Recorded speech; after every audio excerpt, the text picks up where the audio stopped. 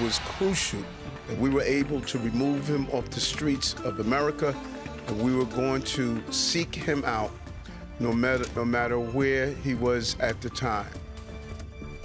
Right now at 5 on WHAS 11 News, they believe they've got him. After 6 days, a McDonald's employee in Pennsylvania tips police to the man they believe shot and killed the CEO of United Healthcare in New York City. And New York police can't say it enough. Releasing photos of him made the difference. Plus, taking additional steps to protect the public. The new safety team coming to the Shepherdsville Fire Department. We'll also hear from Louisville's Public Health Department on lead poisoning and which neighborhoods it affects most.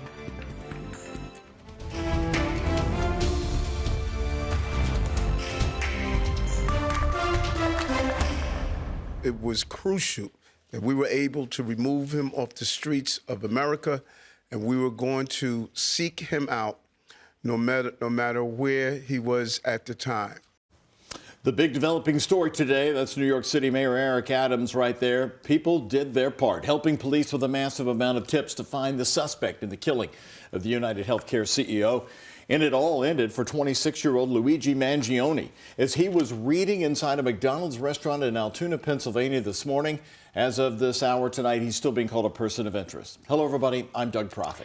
And I'm Connie Leonard. Mangione is from Maryland, but ABC News reports he also has ties to San Francisco and Hawaii. According to NYPD Police Commissioner Jessica Tisch, Mangione was on a Greyhound bus traveling through Altoona, PA this morning when sources say he got off the bus and walked right into a McDonald's where he was recognized. Authorities say he matches the description of the person they're looking for with a fraudulent ID similar to the one used at a New York City hostel. Today, police held the public for many tips.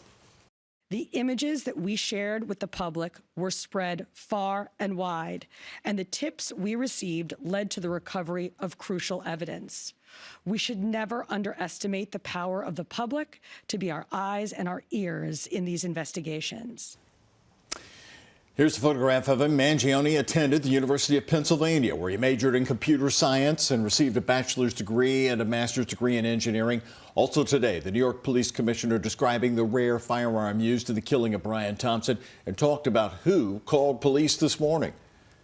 The suspect was in a McDonald's and was recognized by an employee who then called local police. Officers recovered a firearm on his person, as well as a suppressor, both consistent with the weapon used in the murder. Police report Mangione had a handwritten document on him that mentioned ill will toward corporate America. Police are currently questioning Mangione on the shooting, searching for a motive. The Maryland native has no prior arrest history in New York. A lot more on that developing story coming up from World News tonight, right here at 6:30. Now, more of our top local stories at 5. A teenager, fifth suspect, is now in custody in that Harvest Homecoming shooting that happened back on October 12th in New Albany that killed an 18-year-old boy from Corydon, Indiana. New Albany police have now charged 18-year-old Demarius Gardner Person with murder. A probable cause affidavit says this Louisville resident admitted to being involved in the case. Joshua Smith, Darius Tuff, Shermichael Smith and Isaiah Page were arrested in November and facing either murder or attempted murder charges. Smith and Page were in court just this afternoon. Smith's return is set for January 6, while Page is expected before a judge again on December 26. We are told the investigation remains open with the possibility of more charges in the future. A woman charged for her actions following a November 11th hit-and-run crash that killed a 75-year-old woman in Oldham County was arraigned in court today. 23-year-old Zoe Wolf and 53-year-old Jason Cornett are the two people charged in the case. The crash happened back on November 11th when authorities say 75-year-old Margaret Preble was hit and killed on Route 42. Officials say Cornett was driving the truck and drank alcohol before the crash.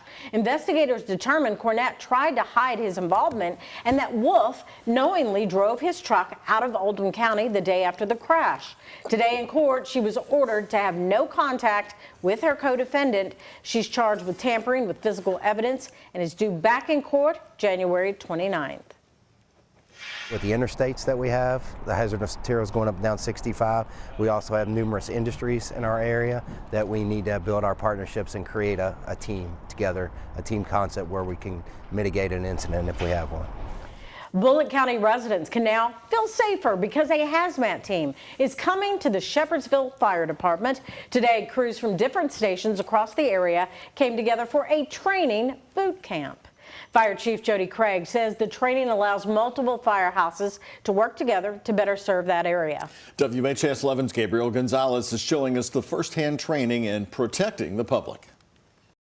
You need to take this drum, go around the white pole, bring it back, and then I'll tell you your next step. One fire department cannot do hazardous materials by itself. It's got to be a partnership with several fire departments. Partnership, teamwork, and training. It's what Shepherdsville Fire Chief Jody Craig says saves lives. 3, 2, 1, ground. Monday's training camp tested firefighters by climbing ladders, saving children, fixing leaks, and unsuiting properly. With the boots, this hazmat suit, and the breathing apparatus, it weighs about a combined 40 pounds.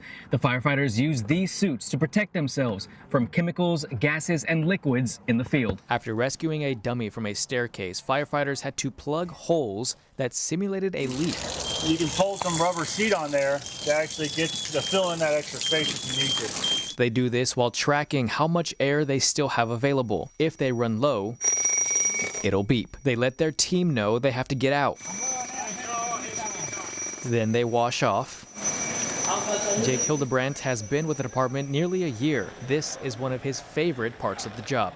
Being with your guys, being with your buddies, you know, and being able to do all this stuff with them. Fire Chief Craig says training is the best way to prepare since every day is a different challenge. We try to stay right on that edge of learning more and more stuff every day. And you know, in the partnership with the fire departments in Bullitt County has just been incredible. Partnership might be the most important for these heroes to make sure everyone goes home. In Shepherdsville, Gabriel Gonzalez, WHAS 11, on your side. Now, only one station, PRP from Louisville, was part of today's training. Chief Craig says they're going to be ready to go on the 1st of January.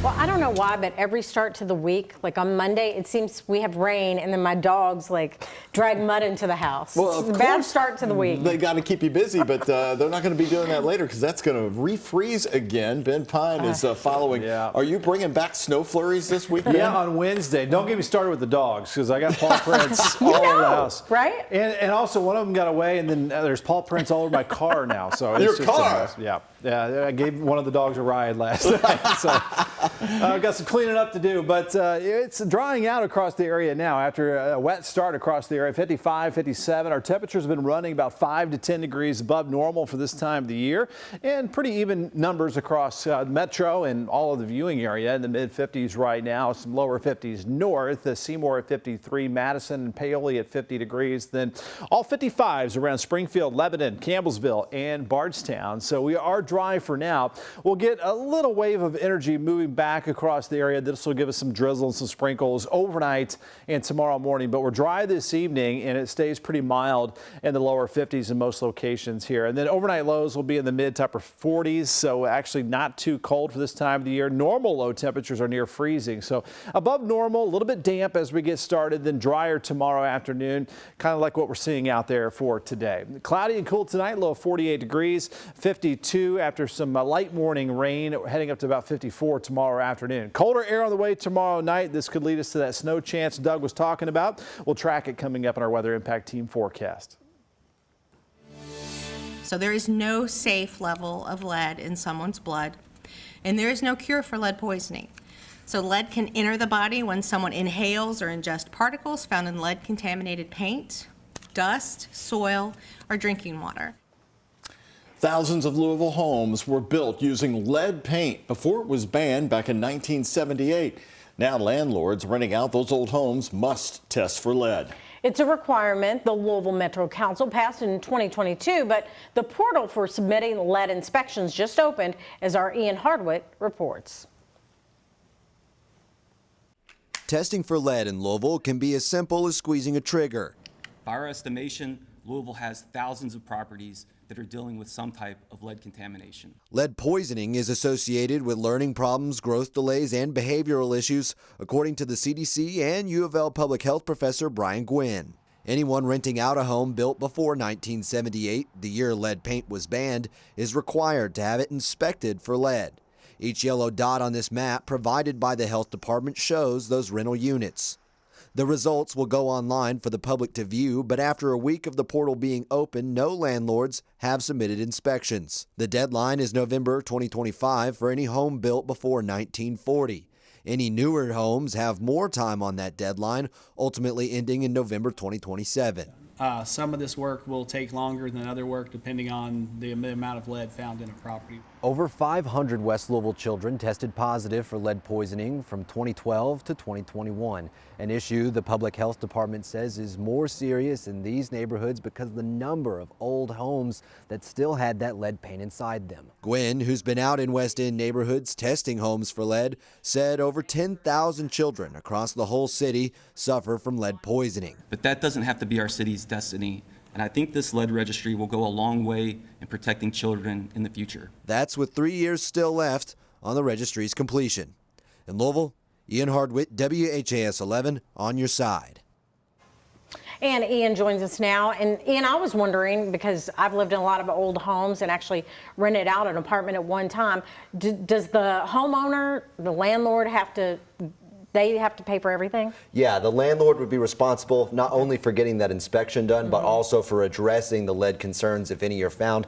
For example, putting up some vinyl siding on the outside of the house to cover up any painted exteriors, or replacing windows. As you heard there, they talked about the lead dust. Moving those windows around will kind of grind down that paint and make that dust, which you can then breathe in. So replacing the windows is one option the landlords have. You talked to a couple of landlords. What did they tell you about it? One of them said, you know, they're happy to comply because this is going to help save the kids. But then another one said, well, I feel a little targeted because homeowners don't have to do anything about this per the ordinance. Right. It's interesting we're still talking about this back to the 70s. Yeah. All right, thanks. Thanks so much, Ian.